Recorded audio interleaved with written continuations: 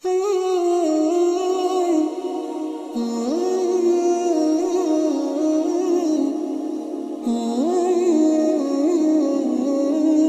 نے قرآن میں رمضان کے لیے 4 احکام خصوصیت سے بیان کریں. ایک پر اشارہ دیا ہے لیکن حدیث میں اس کی پھر وضاحت ہے. تو وہ 4 کام میں سب سے پہلا کام کیا ہے؟ بولو بھائی، روزہ. اس میں تو آپشن ہے ہی نہیں، وہ تو رکھنا ہی رکھنا ہے. دوسرا کام اللہ نے رمضان میں جس کا خصوصیت سے ذکر کیا ہے وہ ہے تلاوت قرآن. رمضان کا اور قرآن کا آپس کا بہت گہرا جوڑ ہے.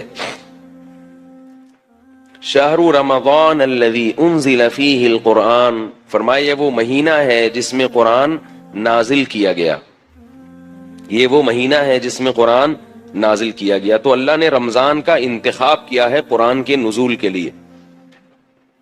اسی وجہ سے رسول اللہ صلی اللہ علیہ وسلم نے اس مہینے میں تراویح کو مشروع کیا، تراویح کو، تاکہ اس میں قرآن پڑھا جا سکے. بعض جو متجددین کہہ رہے ہیں نا کہ تراویح کا نبی سے کوئی ثبوت نہیں ملتا، یہ جھوٹ ہے، غلط بات ہے 100%. تراویح سب سے پہلے کس نے پڑھی ہے؟ محمد صلی اللہ علیہ وسلم نے. 3 دن پڑھ کے چھوڑ اس لیے دی کہ فرض نہ ہو جائے. پھر صحابہ نے ابو بکر کے دور میں ہی شروع کر دی تراویح، حضرت عمر کے دور میں نہیں شروع ہوئی ہے، یاد رکھو. صحابہ پھر پڑھتے رہے ہیں، نبی کے انتقال کے بعد بھی پڑھتے رہے ہیں، کیونکہ اب فرضیت کا امکان ختم ہو گیا تھا. حضرت عمر نے صرف اتنا کیا ہے کہ مختلف ٹولیوں میں جو پڑھ رہے تھے ان کو ایک امام پہ جمع کیا ہے، کیونکہ نبی نے جو پڑھائی تھی وہ نبی نے، آپ اکیلے امام تھے اور باقی سب لوگ مقتدی تھے. تو حضرت عمر نے ان کو نبی کے نہج پہ اس تراویح کو حضرت عمر لے کر آئے ہیں اس پہ. تو 2 کام میں نے بتا دیے. دوسرا کام کیا ہے؟ تلاوت. اور اسی کے لیے نبی صلی اللہ علیہ وسلم نے تراویح کو مشروع قرار دیا. پھر آپ صلی اللہ علیہ وسلم حضرت جبریل کے ساتھ رمضان میں قرآن کا دور کیا کرتے تھے. تو اس لیے رمضان میں رات کو تراویح بھی پڑھنی چاہیے اور دن میں بھی تلاوت کا اہتمام کرنا چاہیے. تیسرا کام جس کا حدیث میں ذکر ملتا ہے اور قرآن نے اشارہ بھی دیا اس کی طرف، وہ کیا ہے؟ صدقات و خیرات کی کثرت. روزہ رکھنا آسان ہے، مال خرچ کرنا مشکل.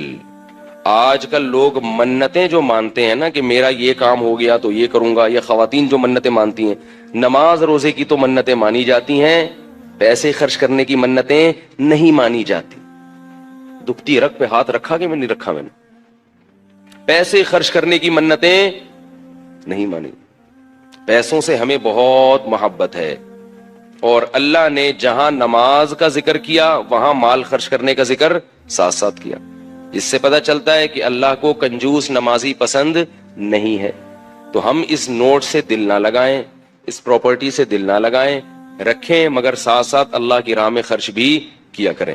آپ کو پتہ ہے کہ پہلے صوفیاء کرام کی جو خانقاہ ہوتی تھی، آج کل چند ایک کو چھوڑ کے اچھے لوگ بھی ہیں تصوف میں الحمدللہ، انہی کی برکت سے آج یہ دین قائم ہے. ہم بھی اسی تصوف کے سلسلے سے جڑے ہوئے ایک نالائق ہیں جو آج یہاں بیٹھ کے ٹوٹا پوٹا دین کا کام کر رہے ہیں.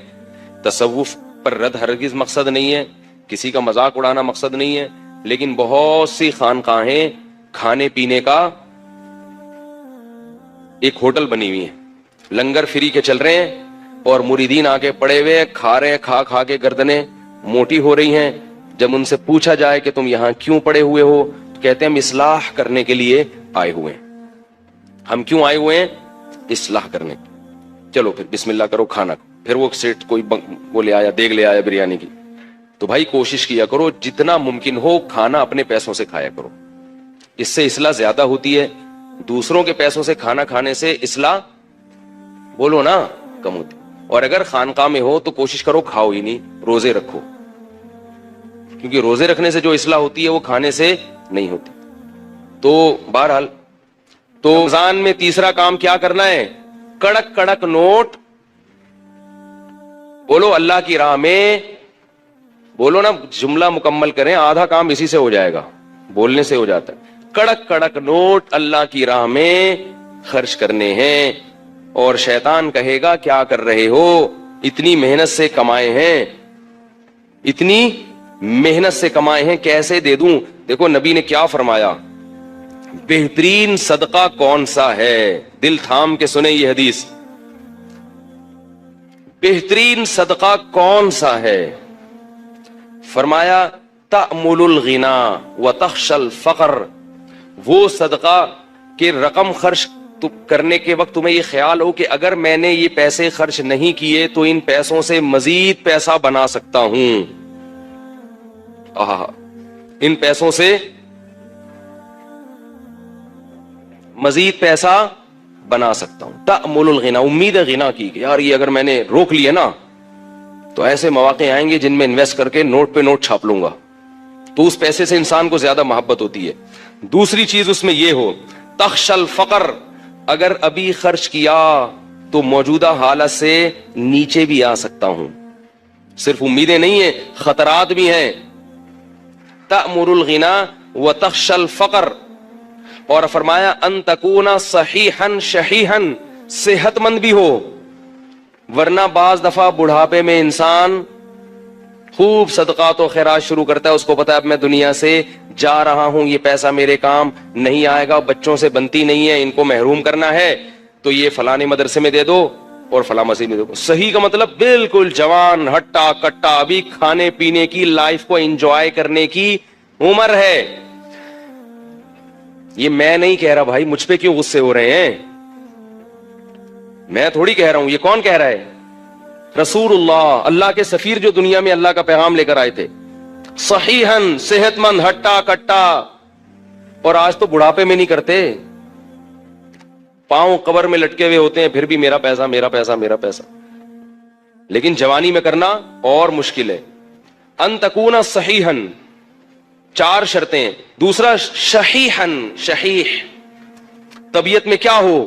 بخل ہو, جان نکل رہی ہو, روکڑا, یعنی اپنی طبیعت بھی نہ آمادہ ہو رہی ہو. بعض دفعہ انسان میں ساری صفات ہوتی ہیں اور دل خرچ کر رہا ہوتا ہے اڑانے کا, ویسے ہی شو مارنے کے لیے, یا ویسے ہی کبھی کبھار موڈ اچھا ہوتا ہے نا انسان کا, آدمی کھلا دیتا ہے, بعد میں کہتا ہے یار یہ میں نے کیا کر دیا, اس دن میں نے اتنا پبلک کو اتنا کھلا دیا یار, میں تو مقروض ہو گیا. لیکن اس وقت جوش آیا ہوا تھا. فرمائے جوشیلی طبیعت نہ ہو, بلکہ شح کا کیا مطلب ہے؟ اندر طبیعت میں انقباض پیدا ہو رہا ہو. طبیعت یار کیا, جیسے نوٹ نکلتے ہوئے ایسا لگ رہا ہو جیسے کوئی کھال نکال رہا ہے, آپ کی کوئی کھال ادھیڑ رہا ہے, ایسے نوٹ ادھڑ رہا ہو. فرمایا یہ جو 4 صفتیں جس صدقے میں پائی جائیں گی, اس سے بہتر صدقہ بولو بھائی کوئی